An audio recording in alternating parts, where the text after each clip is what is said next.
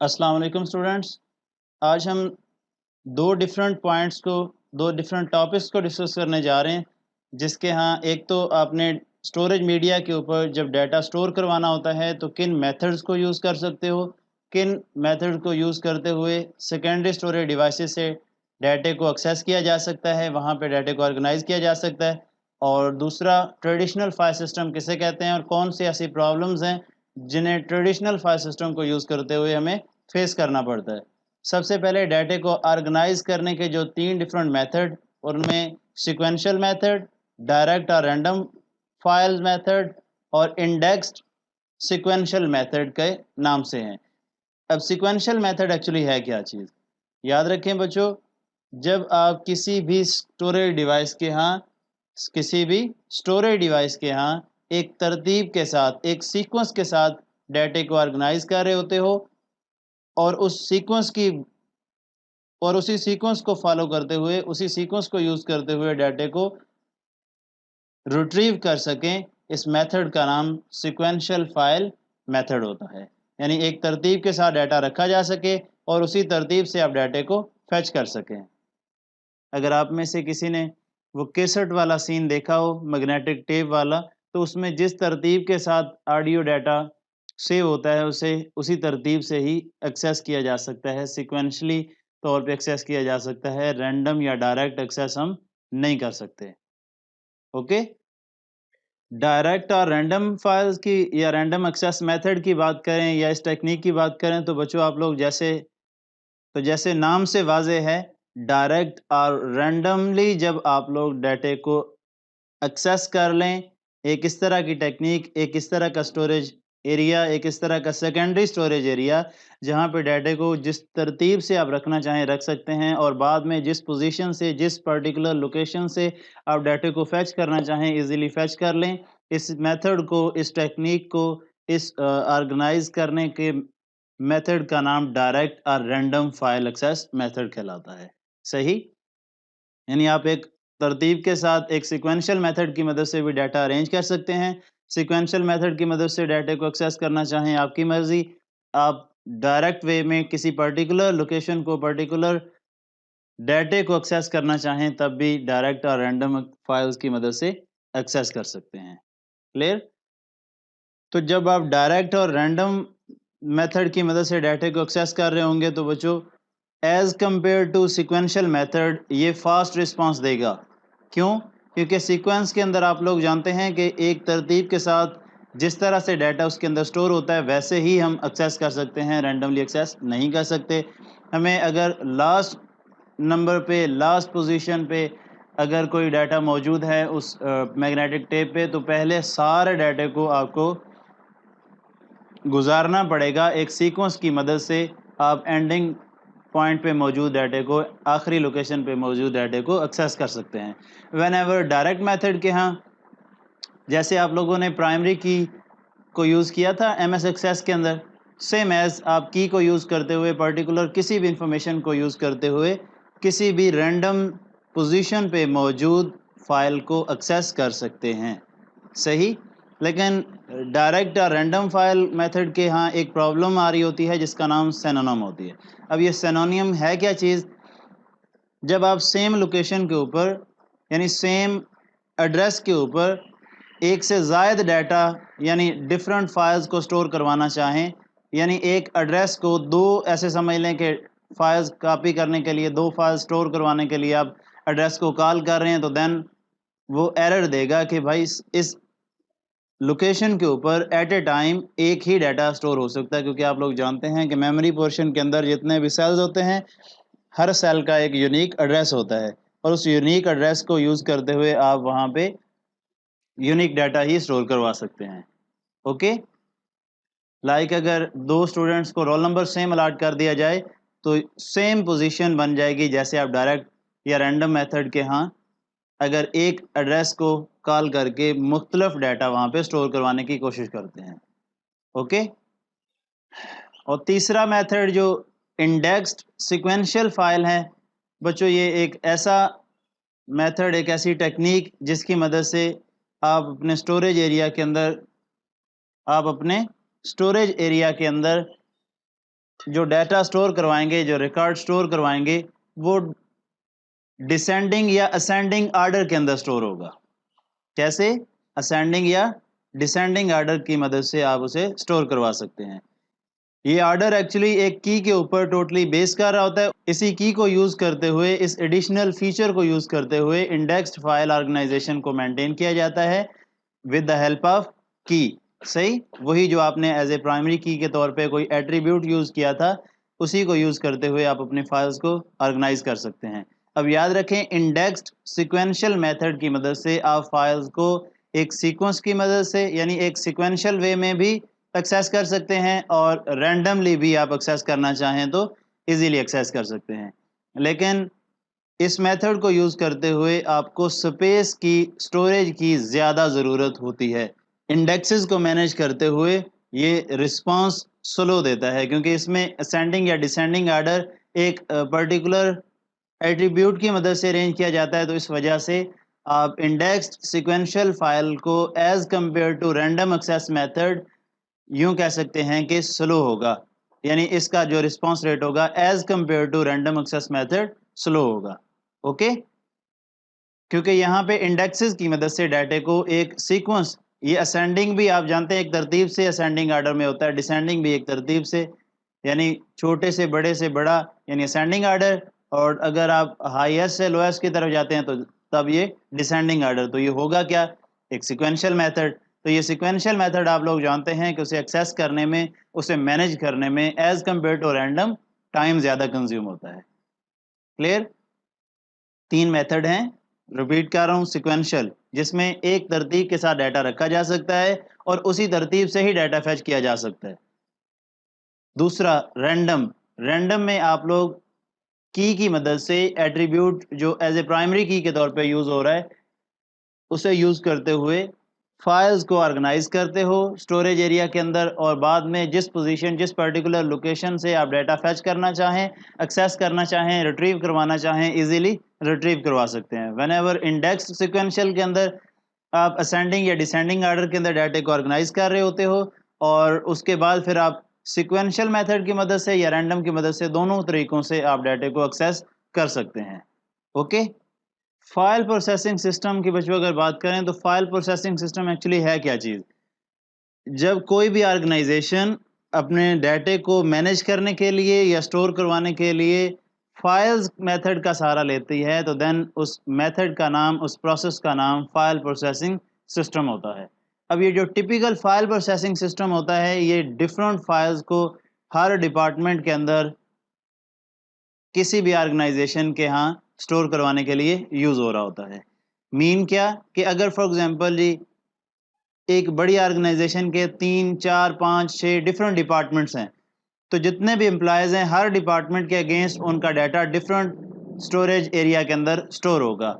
सही, यानी वो रिलेटेड रिकॉर्ड जो है वो मल्टीपल जगहों पे स्टोर होता है, मल्टीपल स्टोरेज एरिया के अंदर स्टोर होता है। बाद में जो इनको अपडेट करने में या इन्हें फैच करने में या वहाँ से डाटे को रिमूव करने में जो प्रॉब्लम्स आएंगी, उनको हम डिस्कस कर लेते हैं कि फाइल सिस्टम, एक तो पहले समझ आई ना कि फाइल प्रोसेसिंग सिस्टम है क्या चीज़। किसी भी ऑर्गेनाइजेशन ने जब अपना डाटा फाइल्स की मदद से डिफरेंट लोकेशन पे, डिफरेंट डिपार्टमेंट के अगेंस्ट डाटा स्टोर करवाना होता है, तो वो रिकॉर्ड्स जब डिफरेंट डिपार्टमेंट्स के अगेंस्ट इंडिविजुअली स्टोर होता है, तो इस सिस्टम का नाम, इस मेथड का नाम फाइल प्रोसेसिंग सिस्टम होता है।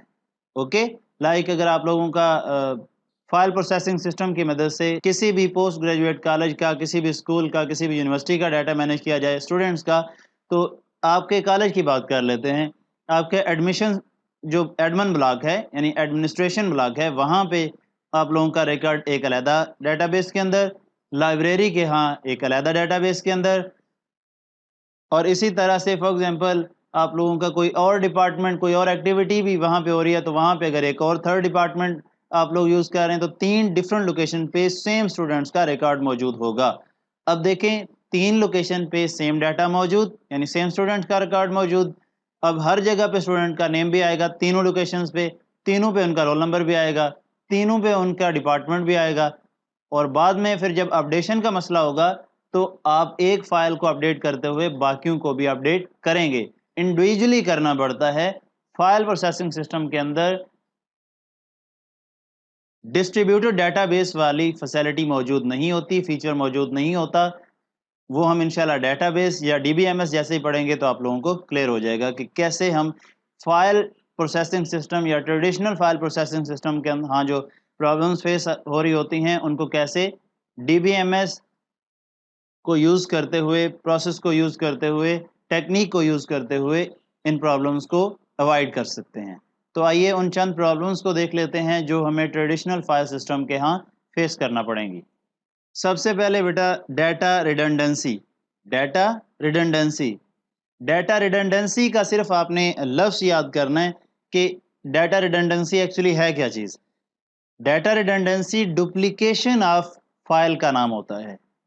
जैसे कि अभी थोड़ी देर पहले मैंने एग्जांपल कोट की कि किसी भी अदारे के यहाँ स्टूडेंट्स का जो रिकॉर्ड होता है वो अगर डिफरेंट लोकेशन पे, फाइल प्रोसेसिंग सिस्टम की बात कर रहा हूँ, डिफरेंट लोकेशन पे मौजूद है। लाइक अगर लाइब्रेरी और एडमिन ब्लॉक की बात कर लें तो एडमिन ब्लॉक के यहाँ भी same record, roll number, name, address, phone number, department and so on, और सेम इंफॉर्मेशन लाइब्रेरी के यहाँ भी होगी।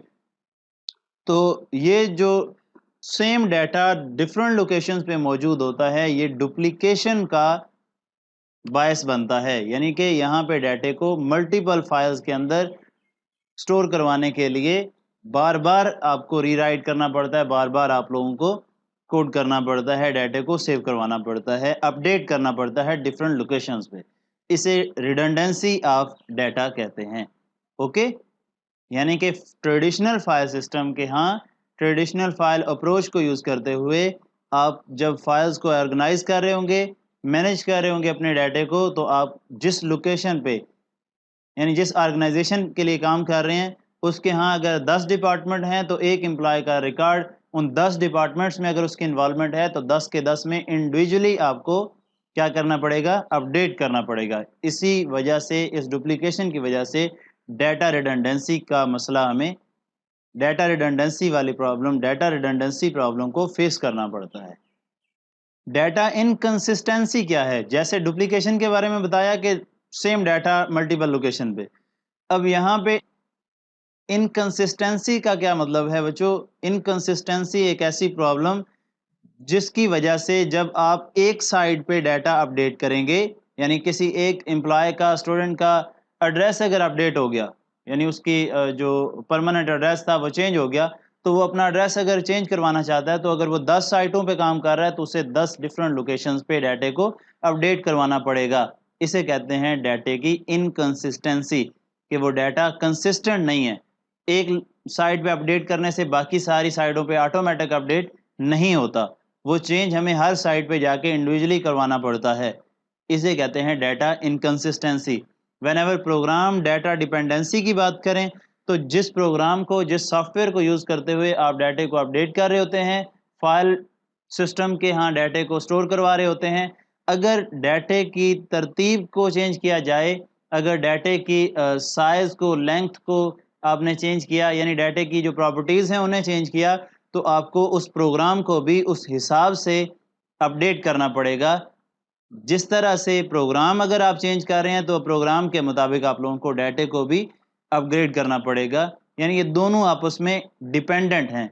डाटा डिपेंडेंसी से मुराद जिस प्रोग्राम, जिस सॉफ्टवेयर को यूज़ करते हुए आप डाटे को पुट कर रहे हैं, डाटे को ऑर्गेनाइज कर रहे हैं, डाटे को स्टोर करवा रहे हैं, उस प्रोग्राम का और डाटे में आपस में डिपेंडेंसी है। यानी अगर डाटा अपग्रेड हो रहा है, यानी उसके अंदर चेंजिंग्स आ रही हैं, जैसे कि एड्रेस का साइज़ अगर बढ़ा दिया जाए, अगर नेम के यहाँ आपने न्यूमेरिक वैल्यूज़ को भी अलाउ करना है, तो इस तरह का जो सीन है वहाँ पे आप लोगों को प्रोग्राम को भी अपडेट करना पड़ेगा। Okay, whenever lack of flexibility की अगर बात करें तो ये किसी किस्म का कोई फाइल प्रोसेसिंग सिस्टम फ्लेक्सिबल नहीं होता। इसमें बहुत ज़्यादा टाइम कंज्यूम होता है डाटा कलेक्ट करने के लिए, क्योंकि डाटा डिफरेंट लोकेशंस के ऊपर बिखरा होता है, तो वहाँ पे डुप्लीकेशन भी मौजूद होती है, इनकंसिस्टेंसी भी होती है, डिपेंडेंसी भी होती है। तो इन सारी सिचुएशंस के हाँ आप लोग डाटे को फ्लेक्सिबल वे के अंदर एक्सेस नहीं कर सकते, प्रोग्राम नहीं कर सकते, इंस्ट्रक्शंस को राइट नहीं कर सकते कि आप इजीली थोड़े से टाइम के अंदर सारी इन्फॉर्मेशन को, जो डिज़ायर इन्फॉर्मेशन है उसे प्रोड्यूस कर लें, उसे फेच कर लें, क्योंकि आप लोगों को बताया कि मल्टीपल लोकेशंस पे सेम डाटा मौजूद होता है, उसे अपडेट करना अज़ाब, उसे फेच करना अज़ाब, वहाँ से डाटा रिमूव अगर करना पड़ जाए तो वो भी एक किस्म का आप लोगों के लिए प्रॉब्लम बन जाता है। इंटेग्रिटी प्रॉब्लम की बच्चों अगर बात करें तो इंटेग्रिटी से मुराद ये होता है डाटे की रिलायबिलिटी और एक्यूरेसी। जैसा कि अगर आप कहते हैं ना कि एक टेक्स्ट बॉक्स के अंदर जिसमें हमने रोल नंबर डालना है तो वहाँ पे सिर्फ रोल नंबर न्यूमेरिक वैल्यूज़ ही आएँ, रोल नंबर के यहाँ कोई करैक्टर वैल्यू या कोई स्पेशल सिंबल ना आए, तो ये रिस्ट्रिक्शन आप फाइल प्रोसेसिंग सिस्टम के यहाँ नहीं लगा सकते। फाइल प्रोसेसिंग सिस्टम को यूज़ करते हुए किसी किस्म की एक्यूरेसी या रिलायबिलिटी आप प्रोवाइड नहीं कर सकते। बात समझ आ रही? ये फीचर आप लोगों का डीबीएमएस प्रोवाइड करेगा। इंशाल्लाह इंटेग्रिटी प्रॉब्लम को हम डीबीएमएस के अंदर डिटेल में डिस्कस करेंगे। सिक्योरिटी प्रॉब्लम्स की बात करें, सिक्योरिटी प्रॉब्लम के हवाले से याद रखिए, अगर आप लोगों को याद हो चैप्टर नंबर 7 पार्ट 1 के अंदर हमने सिक्योरिटी के हवाले से, सिस्टम सिक्योरिटी के हवाले से एक टॉपिक डिस्कस किया था कि जो यूज़र होता है उसको अथॉरिटी इतनी दी जाए, उसके पास एक्सेस पॉइंट इतना हो कि वो सिर्फ एज ए एंड यूज़र ही काम कर सके। यानी कि अगर डाटे के हाँ चेंजिंग करना चाहता है, एक चेयरपर्सन जो उसका ऐसे समझ लें कि एडमिनिस्ट्रेटर है, यानी डाटाबेस का एडमिनिस्ट्रेटर है, एक ऐसा बंदा जो एज ए हेड वहाँ पे काम कर रहा है, उसके पास भी अगर एक्सेस मौजूद है डाटे को डिलीट करने की, अपडेट करने की, और एक जो एंड यूज़र है जिसे ये फैसिलिटी नहीं मिलनी चाहिए, जिसके पास ये अथॉरिटी नहीं होनी चाहिए, अगर वहाँ पे भी ये मौजूद है तो आपका डाटा सिक्योर नहीं है, क्योंकि एंड यूज़र पे एम्प्लॉयज़ होंगे तो वो अगर 2 एम्प्लॉयज़ के दरमियान या 2 टीम्स के दरमियान क्लैश आया तो वो एक दूसरे का रिकॉर्ड फौरी तबाह कर देंगे। तो ट्रेडिशनल फाइल सिस्टम के यहाँ ये सिक्योरिटी प्रॉब्लम्स को भी फेस करना पड़ता है। यानी आप ये नहीं कर सकते कि फाइल सिस्टम को यूज़ करते हुए रिस्ट्रिक्शन लगा दें कि भाई आप इस फाइल को सिर्फ विज़िट कर सकते हैं, इसे डिलीट नहीं कर सकते, क्योंकि डिफरेंट लोकेशन पे मौजूद होता है एक तो, नंबर 2 वहाँ पे इस तरह का कोई एल्गोरिदम होता ही नहीं जिसको यूज़ करते हुए आप इस ट्रेडिशनल फाइल सिस्टम के यहाँ डाटे को अपडेट या डिलीट होने से रोक सकें। कुछ बात समझ आ रही? तो ये जो डिफरेंट प्रॉब्लम्स हमने डिस्कस की हैं, इन प्रॉब्लम्स को आपने एक दफ़ा रीड आउट कर लेना है। इन्हीं प्रॉब्लम्स को सॉल्व करने के लिए आप लोग डेटाबेस और फिर फर्दर डिस्ट्रीब्यूटेड डेटाबेस का सहारा लेंगे। इंशाल्लाह इसी चैप्टर के लास्ट पे हम डेटाबेस और डिस्ट्रीब्यूटेड डेटाबेस के हवाले से 2 लॉन्ग क्वेश्चन डिस्कस करेंगे, तो मज़ीद क्लियर हो जाएगा। आज के इस लेक्चर जिसमें हमने ट्रेडिशनल फाइल सिस्टम और डाटे को ऑर्गेनाइज़ करने के जो 3 डिफरेंट मेथड पढ़े, इस हवाले से किसी भी किस्म का कोई क्वेश्चन हो तो लाजमी पूछिएगा। Thank you.